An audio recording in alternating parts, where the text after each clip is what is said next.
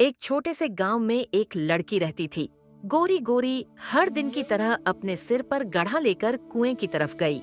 वह वही पुराना कुआं था जो पीढ़ियों से गांव का हिस्सा था।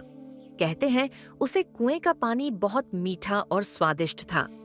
एक दिन गोरी की माँ ने उसे गांव के उसी कुएं से पानी लाने के लिए भेजा। जब वह कुएं के पास पहुंची तो उसने देखा पास ही मिट्टी के नीचे कुछ चमक रहा है। वह घुटनों के बल बैठी और थोड़ी मिट्टी हटाई। वहां एक पुरानी शीशे की बोतल थी। जैसे ही उसने उसे छुआ, एक नीला जिन प्रकट हुआ। वह उसे देखते ही उसकी दीवानी हो गई। जिन ने उसके गालों को सहलाते हुए कहा, तुमने मुझे आजाद किया है, अब से मैं तुम्हारा हूँ। जिन एक गहरी सांस ली और उसके होठों को चूमने लगा।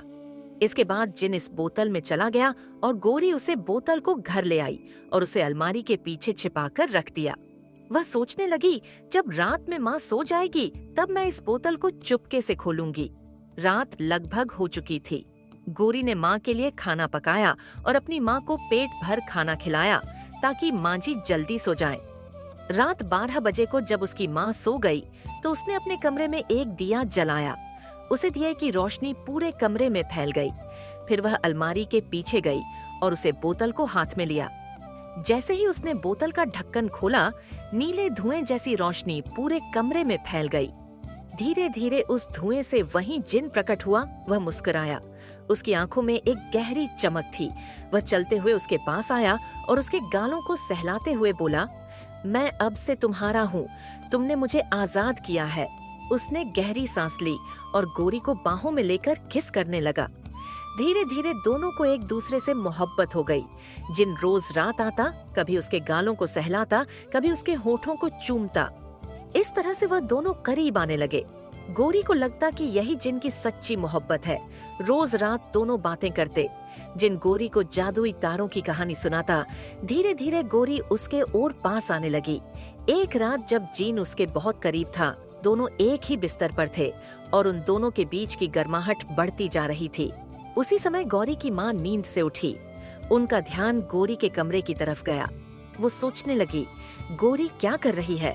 वह उठी और उसके कमरे की तरफ बड़ी खिड़की में से हल्की रोशनी झांक रही थी। वह खिड़की के पास गई और देखा गोरी जिन के साथ मदहोश हो रही थी। इतना देखते ही गोरी की माँ वहीं खिड़की के पास छप गई। जिस तरह जिन गोरी को बाहों में भर रहा था और चूम रहा था, यह देखकर उसकी हैरान रह गई। इस पर कुछ अजीब हुआ। सावित्री देवी की आंखें उस जिन पर टिक गई। रात का पूरा दृश्य उन्होंने देखा। अगले दिन जब गोरी बाहर गई, सावित्री देवी ने सभी दरवाजे और खिड़कियां बंद कर दी और उस बोतल की ढूंढने लगी। अलमारी के पीछे चारपाई के नीचे उन्होंने घर के हर कोने में ढूंढा, लेकिन उन्हें बोतल नहीं मिली। अभी उसकी नजर अचानक अलमारी में पड़ी। उसमें एक चमकती हुई बोतल थी। उन्होंने बोतल उठाई और उसका ढक्कन खोला। तभी वही नीली रोशनी चारों तरफ फैल गई। अब सावित्री देवी भी उस जिन को महसूस करने लगी। वह बोली, तुम कौन हो जो पूरी रात मेरी बेटी के पास रहते हो। मैं जिन हूँ, इच्छाएं पूरी करता हूँ। तुम्हारी बेटी ने मुझे आजाद किया है। सावित्री देवी बोली, अच्छा, तुम इच्छाएं पूरी करते हो तो तुम्हें मेरी भी एक इच्छा पूरी करनी होगी। जिन बोला, क्या इच्छा। इतना सुनकर सावित्री देवी उसके पास है। उसके गालों को सहलाते हुए होठों को चूमने लगी। दोनों एक दूसरे में मदहोश हो गए। वह जादू था या मोह, किसी को नहीं पता। धीरे धीरे माँ और बेटी दोनों उसे जिन के वश में आने लगे। गोरी को लगता जिन सिर्फ उसका है। माँ को लगता वही उसकी सच्ची मुक्ति है। एक दिन जब गोरी घर से बाहर गई, माँ ने उस बोतल को उठाया और दरवाजे बंद कर दिए, लेकिन जल्दबाजी में वह खिड़की बंद करना भूल गई।